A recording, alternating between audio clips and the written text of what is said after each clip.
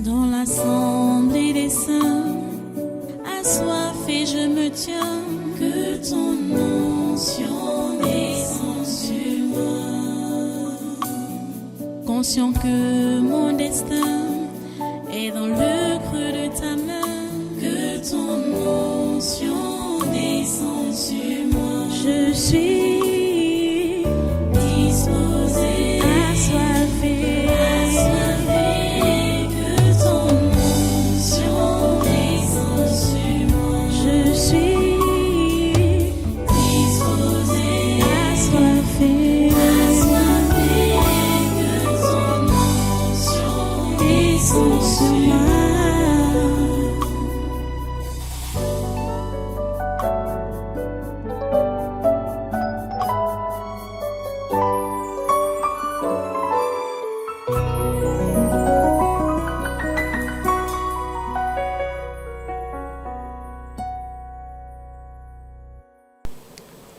Alléluia. Merci Dieu, ton saint. Merci pour ta présence au milieu de nous. Merci pour tout ce que tu fais pour nous, ô grand Dieu. Nous bénissons ton nom. Nous l'élevons au-dessus des cieux. Au-dessus de toutes choses, ton nom est élevé, Seigneur. Ton nom est élevé, Seigneur. Et ton nom reste élevé, Seigneur. Au-dessus de tout. Au-dessus de tout ce qu'on peut appeler Dieu. Même comme ce sont les idoles. C'est toi seul qui es Dieu. Il n'y a pas d'autre Dieu en dehors de toi. Nous élevons ton nom, Seigneur, et nous le bénissons. Sois béni, grand Dieu. Sois béni à jamais. Merci d'accepter nos louanges et notre adoration. Et merci d'écouter nos prières en cet instant. Merci, Seigneur, parce que tu veilles. Tu veilles sur nos vies. Tu veilles sur cette nation. Tu veilles sur ce continent. Seigneur, tu veilles. À toi la gloire, l'honneur et la puissance. Au nom puissant de Jésus, nous avons adoré. Amen, amen. Voilà, prenez place dans cette présence et soyez tous les bienvenus à ce congrès du surnaturel du 9 mai 2024. Nous sommes là maintenant pour prier encore, pour élever des prières à Dieu, pour le Cameroun, l'Afrique et le monde entier. Nous sommes là pour ça. C'est ce que Dieu nous a confié. Et nous sommes en train de faire notre devoir, celui de prier pour les nations. Nous commençons par notre pays. Il est annoncé que, et du moins, le ministère de la Santé fait la publicité des vaccins, programme élargi de vaccination. Ils ont fait une affiche.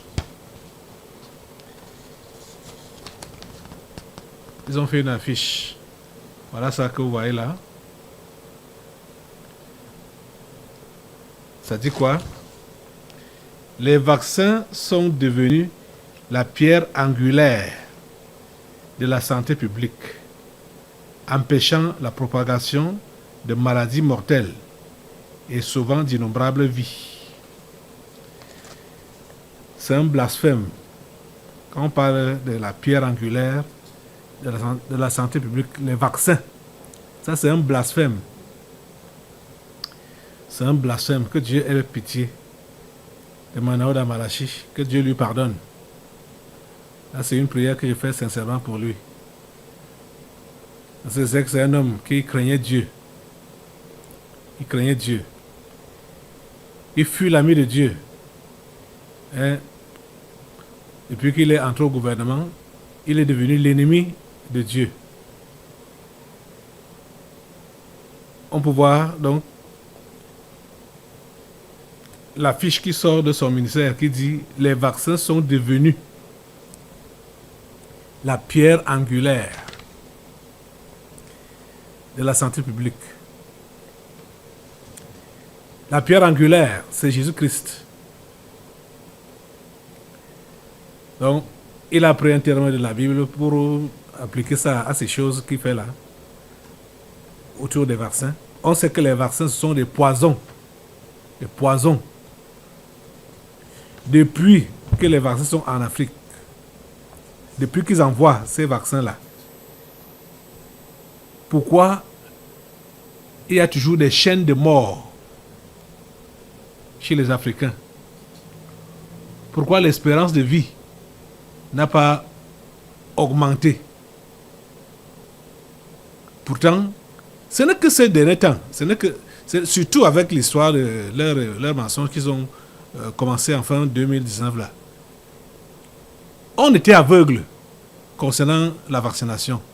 On était ignorant. C'est leur histoire qu'ils ont commencé fin 2019 là qui a ouvert les yeux. Et ici à l'église, c'est en 2020. Je crois que c'était en mars 2020 que ça a été dévoilé que les vaccins sont des poisons. Et on est en train de faire la promotion de ça aujourd'hui. Le feu sur ça, au nom de Jésus. C'est un blasphème. Je prie vraiment pour que Dieu pardonne à Manoda Malachi. Et s'il peut le restaurer dans sa foi qu'il avait avant. Parce qu'il n'a plus cette foi-là. Il n'a plus foi en Dieu. Il n'a plus la crainte de Dieu. Seigneur, si tu peux lui pardonner, Seigneur, et le restaurer comme ton enfant avant. S'il te plaît, Seigneur, fais-le. Tu vas te lever, assemblée, et tu vas annuler cette propagande. Tu vas annuler cette propagande. Les vaccins sont des poisons. Les vaccins n'ont jamais été la pierre angulaire. Ce sont des poisons.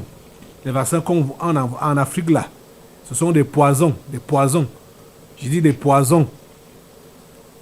S'ils veulent, ils me portent encore plainte pour ça. Ils ont déjà l'habitude de me porter plainte. Je parle du gouvernement. Hein. Vous savez que j'ai un procès pendant ces derniers temps. Et c'est ce gouvernement-là qui m'a arrêté l'année passée. Et le procès a commencé à passer au tribunal là-bas en ville. Cette année, depuis... J'ai été au courant seulement en avril. Donc c'est en train de passer. Ça sera même encore là demain. Oui. Donc, s'ils veulent, ils me portent encore plainte. Que j'ai dit que les vaccins sont des poisons. Je le dis, haut et fort que les vaccins sont des poisons. Ce sont des maladies qu'on injecte aux gens. Et ces gens-là meurent après. Ce n'est pas seulement les effets indésirables, comme on prétend là. Où est donc la longue vie là? Où est la protection là? Depuis qu'ils administrent ça aux gens. Lève-toi, assemblée, tu mets le feu sur ces vaccins et sur cette propagande, que ça ne passe pas. Que ça ne passe pas, que ça ne passe pas, cette propagande ne passe pas. Au nom de Jésus, mets le feu sur ça. Mets le feu sur ça au nom de Jésus. Mets le feu sur ça au nom de Jésus. Le feu de Dieu calcine cette propagande. Le feu de Dieu calcine ce mensonge au nom de Jésus. Et le feu de Dieu calcine tous ces poisons qui sont là-bas dehors, qu'on administre aux enfants. Le feu de Dieu calcine cela au nom de Jésus. Le feu de Dieu calcine au nom de Jésus. Le feu de Dieu calcine au nom de Jésus. Au nom puissant de Jésus, nous annulons et nous anéantissons tous ces vaccins, tous ces poisons au nom puissant de Jésus. Merci Père Saint, parce que tu nous écoutes et tu nous exauces. À toi toute la gloire, grand Dieu, et tous les honneurs. Au nom puissant de Jésus, nous avons prié. Amen. Vous voyez, pendant qu'il est en train de faire la propagande des vaccins ici, AstraZeneca, pour sa part, est en train de retirer son poison qu'il avait mis à la disposition des hommes, des humains, prétendant que c'était contre le Covid. Vous savez, ça, je crois que c'est la première firme pharmaceutique qui a qui avait proposé le vaccin anti-Covid. AstraZeneca retire son vaccin contre le Covid-19 dans le monde entier. Voilà l'article là ici. AstraZeneca retire son vaccin contre le Covid-19 dans le monde entier.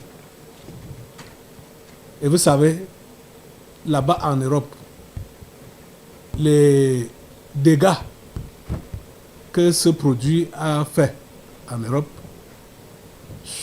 c'est indescriptible. Voilà, il a été obligé, même forcé, de retirer ce produit-là, qu'il avait appelé un vaccin contre le Covid-19.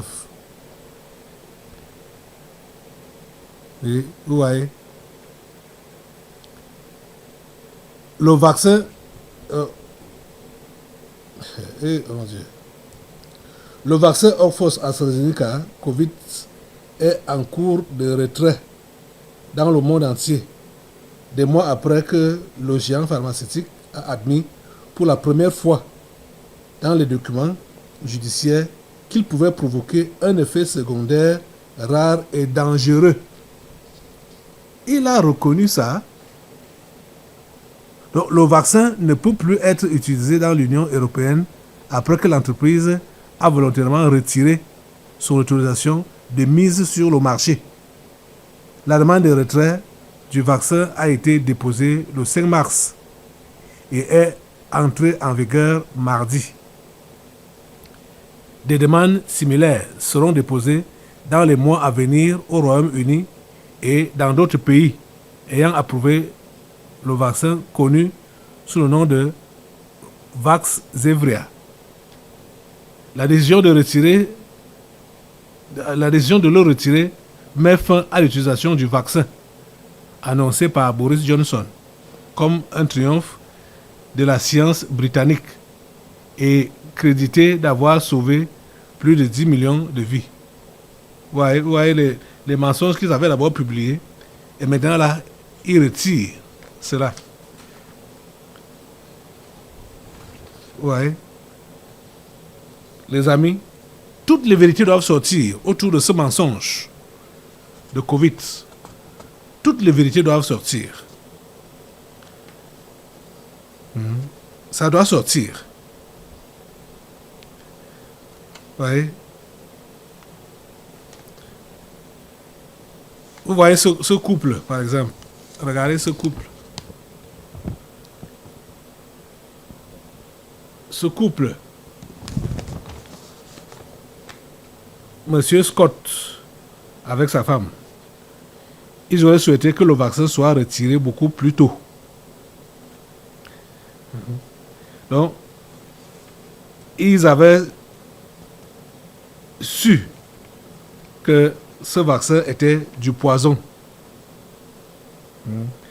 Sarah Moore, associée du cabinet d'avocats l'AID qui porte plainte, a déclaré à ceux que nous représentons qui ont tous subi un deuil ou des blessures graves à la suite du vaccin AstraZeneca. Cette décision de retirer l'autorisation de mise sur le marché met fin à l'utilisation du vaccin AstraZeneca dans l'Union européenne. Sera la bienvenue.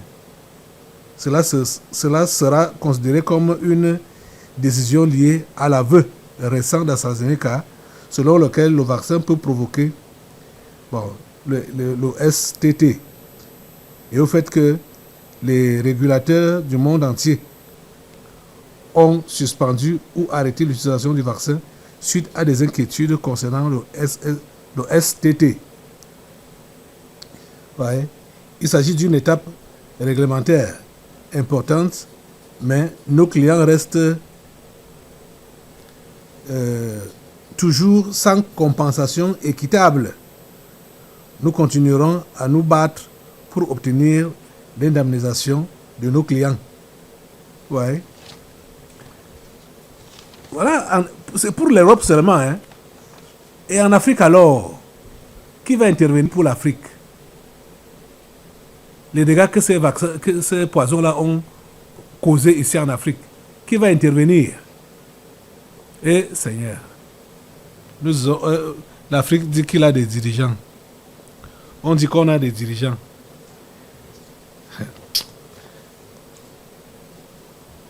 Vraiment. C'est malheureux pour nous autres, Africains. C'est vraiment malheureux. Très malheureux. Nous comptons, pour nous, il faut, Africains, Camerounais, Africains, tournons-nous seulement vers Dieu.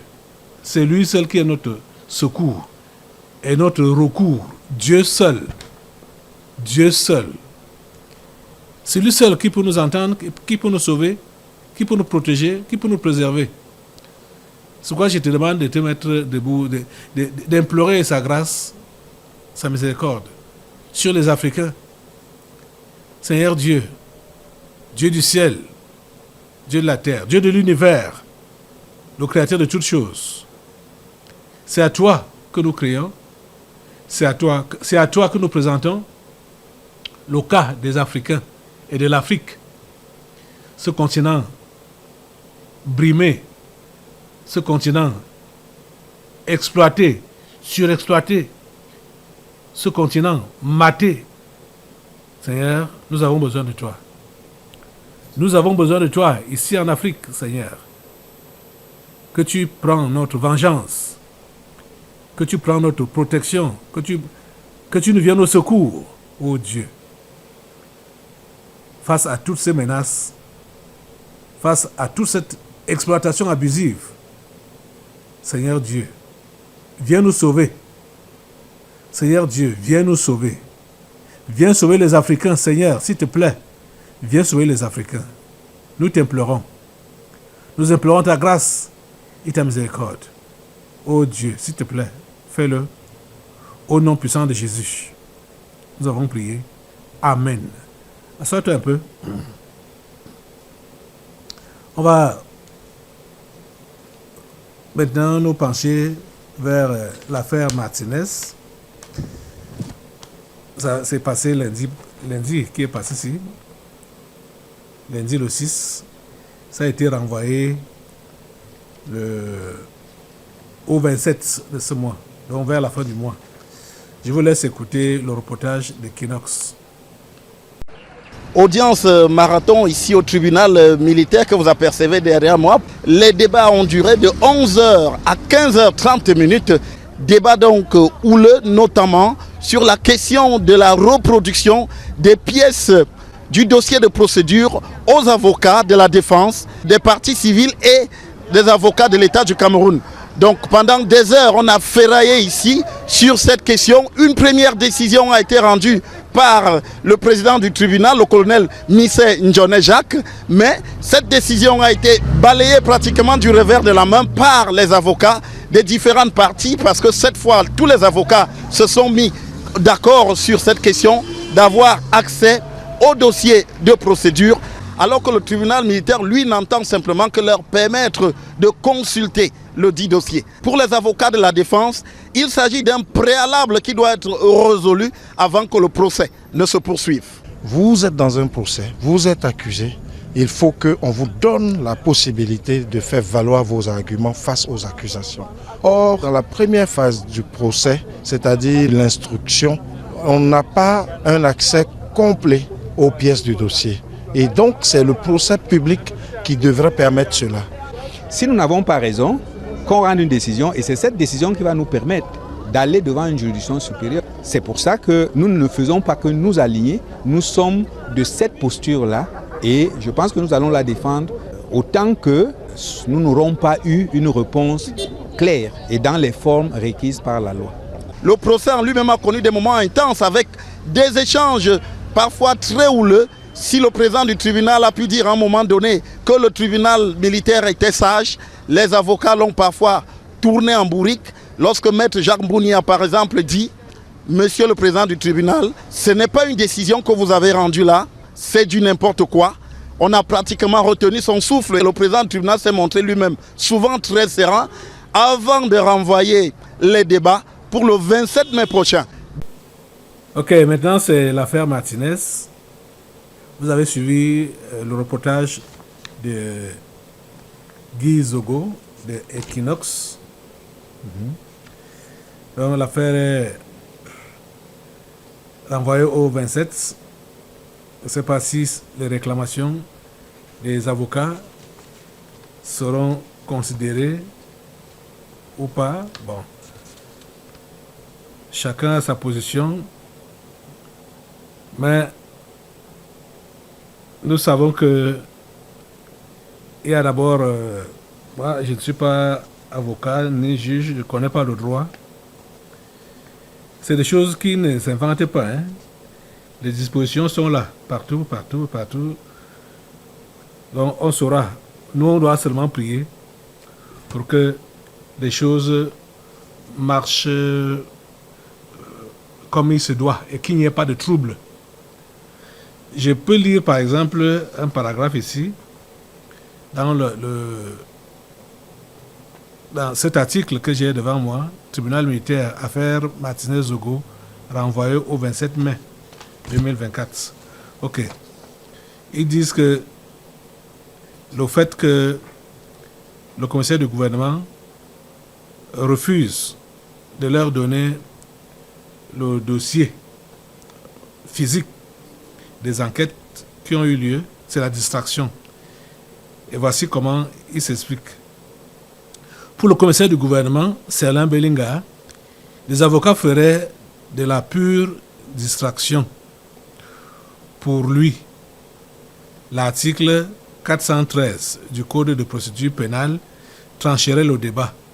Celui-ci stipule, lorsque l'accusé fait choix d'un conseil ou que le président, lui, en a désigné un d'office, ce dernier peut, à tout moment, prendre connaissance des pièces du dossier.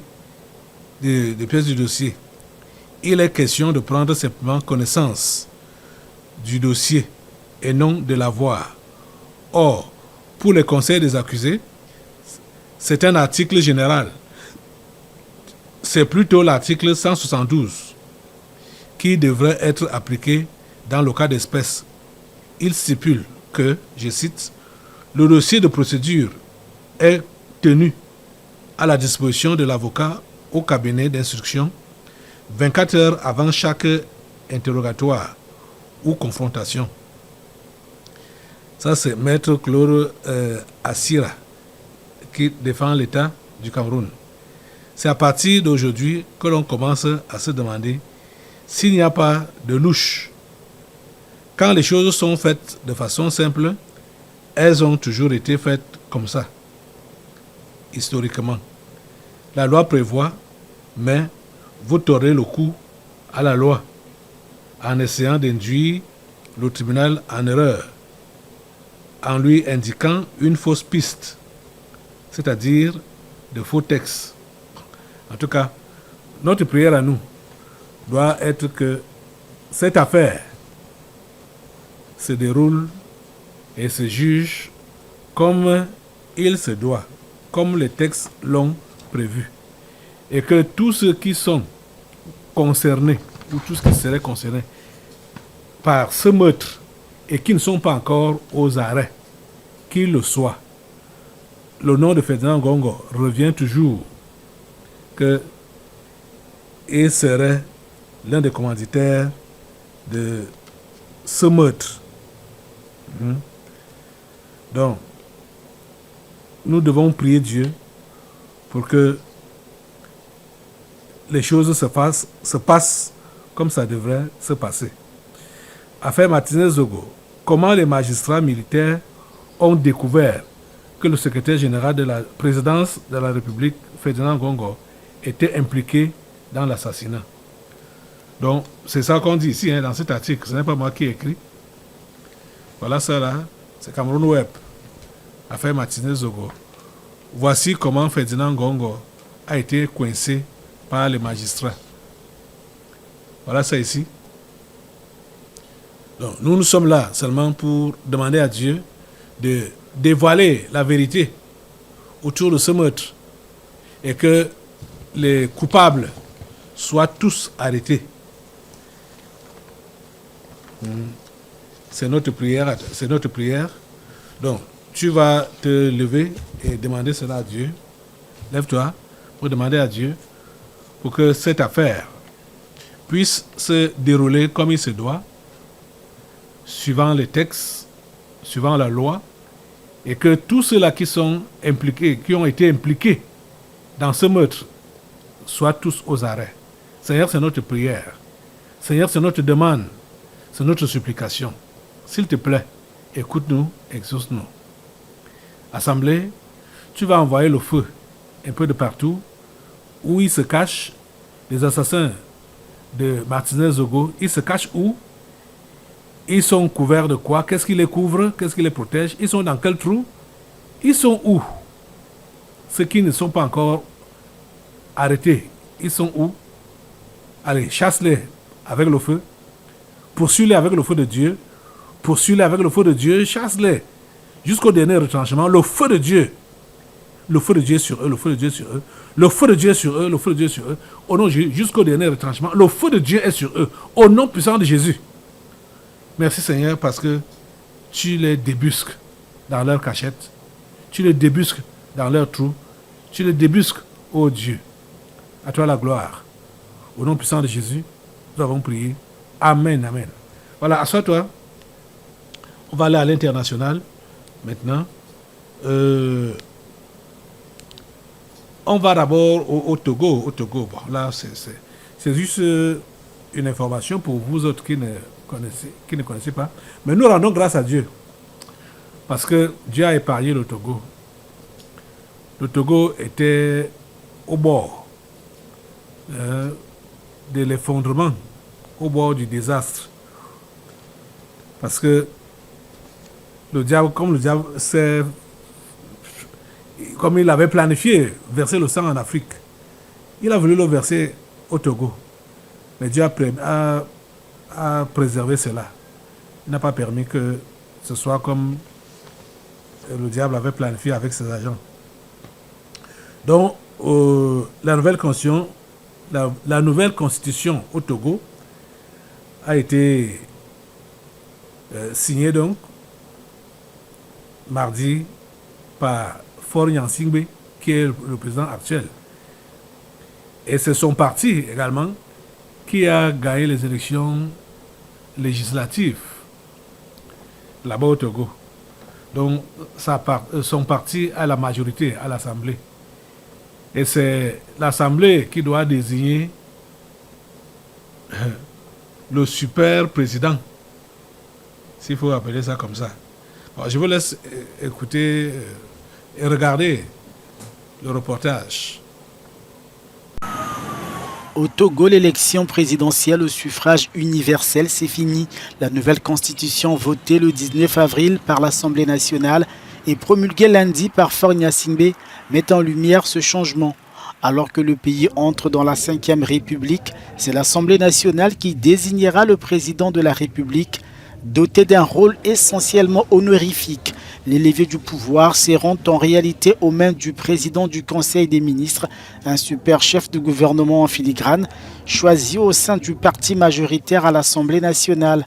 Alors que sa formation politique a remporté 108 des 113 sièges en jeu lors des dernières législatives, Faure Gnassingbé pourrait jeter son dévolu sur ce nouveau poste dont les mandats ne sont pas limités. La nouvelle constitution est fortement contestée par l'opposition et la société civile. Voilà, donc nous remercions Dieu juste pour avoir préservé les Togolais de la mort. Parce que quand les opposants demandaient la descente dans la route, c'était pour se faire tuer. Mais Dieu a arrêté cela. Il n'a pas permis que cela se passe ainsi. Et voilà maintenant, même au niveau des élections, vous savez qu'à chaque fois qu'il y a élection, on déclarait élection pour que tout le monde aille voter. On sait qu'il y aura des morts. On sait qu'il y aura du désordre. Bon, chez eux là-bas maintenant, ce n'est plus le cas. C'est l'Assemblée qui désigne, donc ce n'est pas tout le monde qui part voter. ce sont les représentants du peuple, soi-disant les représentants du peuple, je mets ce peuple entre guillemets, qui désigne le président. Donc voilà, tu vas te lever et rendre grâce à Dieu pour la préservation des vies humaines au Togo et demander que cela continue comme ça. J'ai suivi l'intervention de l'un des opposants. On sent que c'est un humain qui ne veut pas les problèmes. Donc que ça continue comme ça. Seigneur, nous te remercions d'avoir préservé ce pays qui était réellement au bord du chaos. Merci Seigneur de l'avoir préservé les Togolais de la mort. Oh Dieu, que ton nom soit loué à jamais. Que ton nom soit loué à jamais. À toi toute la gloire et tous les honneurs. Au nom puissant de Jésus, nous avons prié. Amen. Voilà, assois-toi. Nous continuons. Toujours à l'international. Vous savez, ces gens, quand on dit ces gens, les tyrans du monde nous dérangent avec les histoires de changement climatique. Donc maintenant là, il n'y a plus de chansons. Quand il y a inondation quelque part, on parle de changement climatique. Changement climatique. Ou dès que les pluies retardent un peu quelque part, on parle de changement climatique. Changement climatique. Pourtant, ces gens sont eux-mêmes à l'origine de la plupart des catastrophes qu'il y a dans ce monde. Puisque le réchauffement climatique, eux-mêmes créent ça parce que les feux de brousse, les feux de forêt, de brousse que vous entendez souvent, c'est eux-mêmes qui mettent ces feux-là. Et au Brésil, actuellement, il y a des inondations là-bas. Oui. Des inondations qui... allez, quand j'ai suivi le reportage, on parlait de 3 niveaux. C'est-à-dire, la pluie tombe, une maison à étage, qui a 3 niveaux. 3 niveaux dans l'eau. Les maisons d'habitation comme les bureaux, tout ça, dans l'eau, 3 niveaux. C'est bizarre. C'est bizarre. Et vous allez remarquer, à la fin de cet élément qu'on va vous montrer, bon, je vais d'abord vous montrer le reportage en question concernant donc les inondations au Brésil. Regardez. Un nouveau défi lié au climat pour Lula. Le président brésilien survole des localités submergées dans l'état de Rio Grande do Sul. L'ampleur des dégâts semble illimitée. Voici le centre-ville de Porto Alegre. 1,5 million d'habitants dans cette riche métropole bloquée par des crues historiques. Avec de l'eau jusqu'au 2e, parfois même jusqu'au 3e étage des immeubles d'habitation et de bureaux, l'activité de la ville semble s'être arrêtée. 115 000 personnes sont déplacées dans l'ensemble de l'état de Rio Grande do Sul. Les autorités recherchent une centaine de personnes dont on est sans nouvelles. C'est le pire désastre climatique enduré par cette région brésilienne à l'économie principalement agricole. Ce pont n'enjambe plus du tout la rivière. Et comme nous sommes ici tout près de la forêt amazonienne, les feux se déploient et s'enchaînent. Plus de 3000 incendies de forêt ont été répertoriés au cours du seul 2e mois de l'année 2024. Vous avez suivi ce qui a été dit à la fin là? Et ils ont dit à la fin que plus de 3000 incendies de forêt au cours du seul 2e mois de l'année 2024. Donc, février 2024, plus de 3000 incendies. Attends, vous êtes Camerounais. Nous avons des forêts ici, nous avons des savanes. Est-ce que vous avez déjà vu le feu prendre la forêt comme les images ce que vous venez même de voir là. Ça ne se passe pas comme ça. Et pourtant, nous sommes, je dirais, peut-être mieux placés pour que le feu ravage souvent nos forêts comme ça. Puisque nous sommes là où le soleil tape le plus, dans la zone tropicale. Mais il n'y a pas de feu de brousse comme ce que vous venez de voir là. Et on a vu un documentaire, une vidéo qui montrait comment ils pulvérisent les produits avec les avions sur les forêts et après ils mettent le feu. Et ils vont parler de réchauffement climatique, changement climatique. Ils vont parler de changement climatique. C'est provoqué par eux-mêmes. Ces gens, oh mon Dieu, les méchants qui dirigent ce monde. Vous devez le comprendre que ce monde n'est pas dirigé par des humains. C'est dirigé par les martiens, les extraterrestres. Et ce sont eux. Seigneur, s'il te plaît, lève-toi pour la prière.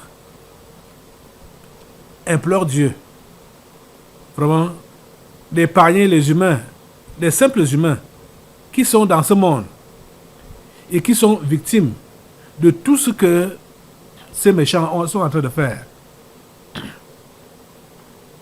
pour déranger le climat en mettant le feu, en mettant les feux de brousse partout.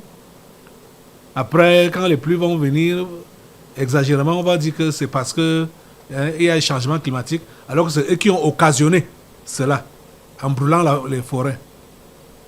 Oh Seigneur, préserve les humains, Seigneur, et dans tout ce qui se passe, tous ces désordres, Seigneur, je prie que tu puisses te révéler, notre prière, que tu puisses te révéler à ceux-là qui ne sont pas compliqués, ceux-là qui sont faits à ton image, les humains.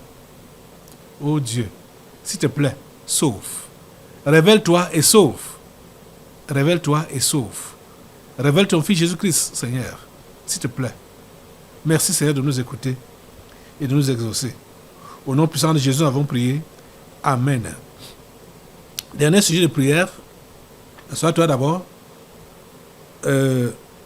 Ça concerne nous tous. Ça nous concerne, surtout les simples que ça concerne, parce que nous connaissons ce qui constitue le corps de l'Antichrist. Vous connaissez l'Antichrist. Voilà, je vais encore vous montrer son image. L'Antichrist. Voilà l'Antichrist. Il est couché là sur le dos.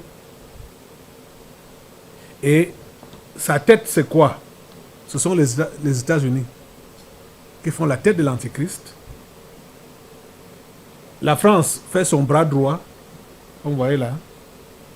La Chine fait son bras gauche. L'Angleterre fait le pied gauche. Et la Russie fait le pied droit. Bill Gates est son cœur. Voilà ce que je vais vous montrer maintenant là comme clip. C'est la rencontre entre les deux bras-ci. Bras droit et bras gauche. Vous savez, généralement, les deux bras là font quoi? Les deux bras sont là pour embrasser. Donc, on peut soit étrangler avec, on peut étouffer avec, les deux bras. France, maintenant c'est France-Chine. Et ces deux bras-là se sont rencontrés. Qu'est-ce qu'ils veulent faire? Ils veulent étrangler qui? Bien sûr, ce sont les simples humains. Regardez, la rencontre a eu lieu en France. Regardez. Le président chinois Xi Jinping, accueilli à l'Élysée par son homologue français Emmanuel Macron. La guerre en Ukraine et le commerce ont été au cœur des échanges lors de cette rencontre trilatérale à laquelle était également conviée la présidente de la Commission européenne, Ursula von der Leyen. Comme convenu, je vous propose d'aborder dans un premier temps les relations euro-chinoises, ce qui nous permettra d'évoquer les sujets commerciaux, d'accès au marché, de conditions de concurrence équitables, d'investissement, de développement harmonieux. Et dans un second temps, nous évoquerons l'Ukraine, le Moyen-Orient, deux crises majeures sur lesquelles la coordination entre nous est absolument décisive. Si la Chine se dit officiellement neutre et appelle à la paix, elle n'a pas condamné l'invasion russe à grande échelle de l'Ukraine. 中欧双方应该坚持伙伴定位，坚持对话合作，深化战略沟通，增进战略互信，凝聚战略共识。 Ruban adhésif devant la bouche, des membres de Reporters sans frontières ont manifesté contre la venue de Xi Jinping en France devant l'Arc de Triomphe lundi. Je rajoute aussi que de véritables moments pour échanger sur la question des droits de l'homme. Treated as a guest of honor like any other. He's a press freedom predator and he is currently responsible for the jailing of 119 journalists, either in the Republic of China or in Hong Kong. Après son étape en France, Xi Jinping se rendra en Serbie et en Hongrie, deux alliés de Pékin et Moscou.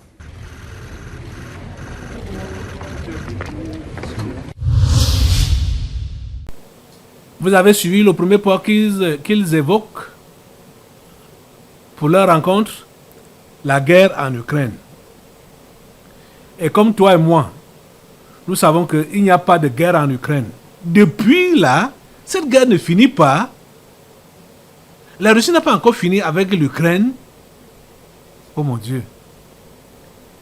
Ces gens savent mentir. Ils savent mentir. Et ils n'ont même pas honte de leurs mensonges. Hein? La façon qu'ils tirent le mensonge comme ça pendant des années et des années, ça fait honte. Mais ça ne leur dit rien. Et les voilà, les deux bras gauche, bras droit, voilà ce qu'ils sont rencontrés. C'est pour faire quoi? C'est pour étrangler qui? C'est pour étouffer qui? C'est pour embrasser qui? Pour embrasser quoi? Assemblée, lève-toi. Tu mets le feu sur ces deux bras, le bras droit et le bras gauche de l'Antichrist. Mets le feu sur ça au nom de Jésus. Mets le feu sur ça au nom de Jésus. La programmation de l'Antichrist, programmation du 21e siècle. Mets le feu sur leur rencontre là, mets le feu sur ça. Mets le feu au nom de Jésus, le feu de Dieu calcine cette rencontre qui a eu lieu entre Xi Jinping et Emmanuel Macron. Le bras droit et le bras gauche de l'Antichrist. Le feu de Dieu les calcine. Le feu de Dieu les calcine. Le feu de Dieu les calcine. Le feu de Dieu les calcine. Au nom puissant de Jésus. Ils sont calcinés. Tout ce qu'ils ont voulu faire ensemble, tout ce qu'ils ont voulu mettre en place à partir de cette rencontre, cela est calciné. Cela est calciné. Cela est calciné. Cela est calciné au nom puissant de Jésus. Merci Père Saint de nous écouter et de nous exaucer. À toi la gloire, ô grand Dieu. Au nom puissant de Jésus, nous avons prié. Amen, amen, amen. Voilà, tu vas rester debout et nous allons maintenant passer à la parole, Nous allons passer à la parole aujourd'hui. Ce sera la parole du moment. La parole de ce que nous vivons, de ce que nous sommes en train de vivre. Donc, je vais te demander de prendre ta Bible. Prends déjà ta Bible. Hein? Prends ta Bible et tu vas ouvrir avec moi dans le livre des Actes des Apôtres. Actes des Apôtres. C'est même tout le chapitre 4 qu'on devrait lire. Bon. Actes des Apôtres, chapitre 4. Mais je vais lire des versets et sauter certains versets. Mais quand vous allez rentrer, vous allez lire tout ce chapitre 4. Je me rappelle que quand j'étais enfermé au 7, j'avais demandé au frère Blanchard de parler sur ce chapitre 4 des actes. Et vous voyez que c'est la même affaire qui continue en cette année. Et c'est ça qui va passer encore demain. Donc prenez votre Bible, on va étudier, on va voir ce qui s'est passé avec nos aînés, nos aînés dans la foi. Nous ne sommes pas épargnés, hein, de ce qui leur est arrivé. Ok. Dans l'assemblée des saints, assoiffé je me tiens, que ton onction descende sur moi. Conscient que mon destin est dans le creux de ta main, que ton onction descende sur moi. Je suis disposé, assoiffé, que ton onction descende sur moi. Je suis disposé, assoiffé, que ton onction descende sur moi.